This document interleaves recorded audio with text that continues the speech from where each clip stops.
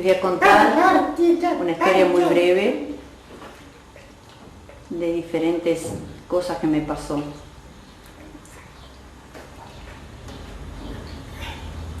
Les voy a contar algo, una historia muy parecida que me pasó a mí, de mi amigo Omar.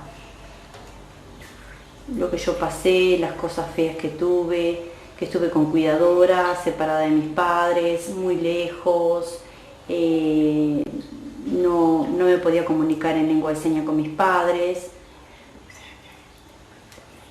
Y las personas que me estaban cuidando, el hogar sustituto, no manejaban la lengua de señas y me sentía muy mal y sufría muchísimo. Ahora les voy a contar una pequeña historia que yo tengo en mi mente, que recuerdo, que hicieron mis padres. Para aquellos padres que tengan hijos sordos, cómo ellos se sienten y en qué situaciones pueden estar mal. Esto, ¿qué es esto? Esto. Lo pongo en diferentes lugares, a ver dónde queda más lindo. Yo siempre estaba aquí en Montevideo de lunes a sábado.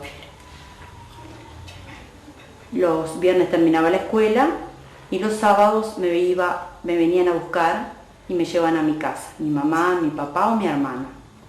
Regresaba los lunes a Montevideo. Pero los lunes, siempre cuando venía en el ómnibus, ya venía llorando. Pensando, no sabía quién era mi mamá y mi papá, por qué me dejaban acá a la escuela, por qué venía acá a la escuela, por qué yo no me podía quedar con ellos. Entonces, en un momento, mi papá me dijo, espera un segundito, yo voy a comprarte caramelos para que tú no llores más. Sí, anda a comprarme. Entonces, mi papá me compró este aljibe lleno de chocolates. Qué ricos que estaban, caramelos, bombones, con un moño, un envoltorio muy lindo. Ahora está muy viejo porque tiene muchos años, debe tener como unos 60 años. Yo ahora tengo 60 años más o menos debe tener ese aljibe. Entonces, este aljibe me lo compró mi papá en una confitería que estaba en 8 de octubre. Salía muy caro, pero en ese momento yo no me había dado cuenta. Ahora me doy cuenta que le pudo haber costado mucho dinero a mi padre. Mi papá me lo compró, me lo trajo, me lo dio y llegamos a la escuela. Y yo venía con el aljibe, pero cuando vi que mi papá se fue y me había quedado en la escuela, entonces yo pensaba, ¿por qué me deja?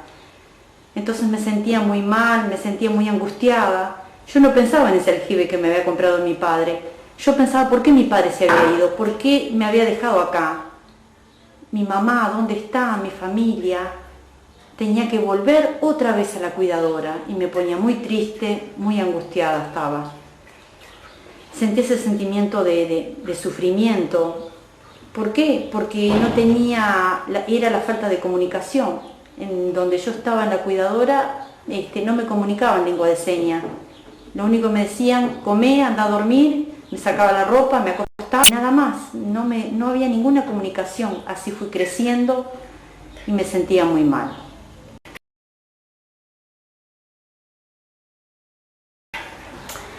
Ahora sí, entiendo muchas cosas que me habían pasado. Por ejemplo, hace poco fui al banco hipotecario. Fui yo sola con unos recibos. Entonces, estaba cerrado el banco, no había abierto. Estaba esperando afuera, esperaba. Conversaban afuera, pero yo no sabía qué era lo que estaba pasando. Abrí el banco y entré. Buscaba y no había nadie en las cajas. No había nadie. ¿Qué estaría pasando? ¿A quién le voy a preguntar? Había un señor que era el portero y le preguntó, tengo que pagar este recibo, ¿cómo puedo ir? No hay nadie. Entonces el hombre me habló, pero no le entendí, le dije, perdón, soy sorda. Entonces el señor agarró y me habló muy cerca al oído y bien fuerte, pero yo le dije, no escucho, no sé. El hombre no sabía cómo podía comunicarse conmigo, que sabiendo que yo era sorda. Entonces, debe existir esa información, que hay personas sordas y que deben de tener otra forma de poderse comunicar con esos problemas que se enfrentan.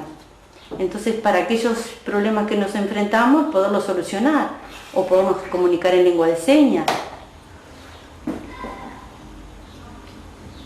Claro. Bueno, ahora quiero contarles otra historia, que fui la primera persona que trabajé aquí en la escuela en forma oral. Después me di cuenta que los niños le interesaba mucho la lengua de señas.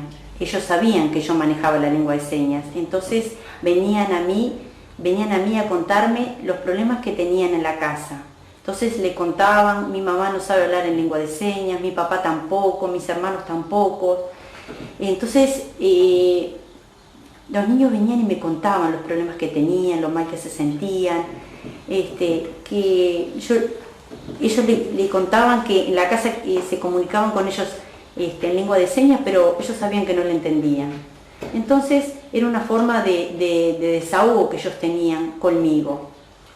Entonces yo me sentí que a los niños les interesaba muchísimo la lengua de señas, que era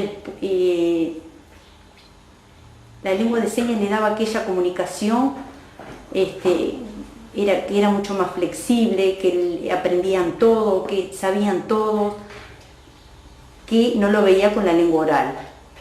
Por eso los padres deben aprender la lengua de señas, para poderse comunicar con sus hijos y poderlos entender y comprender. Es un lenguaje natural, es un lenguaje propio, es un lenguaje natural y propio, pero también hacer las señas bien.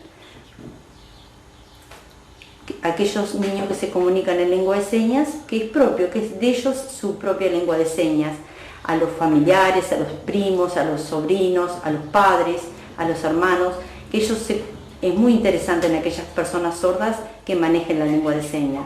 Yo cuando era chica me sentí muy mal, sufrí muchísimo, pasé muchísimo de no tener esta oportunidad que hoy tienen estos niños, que tienen los niños de hoy.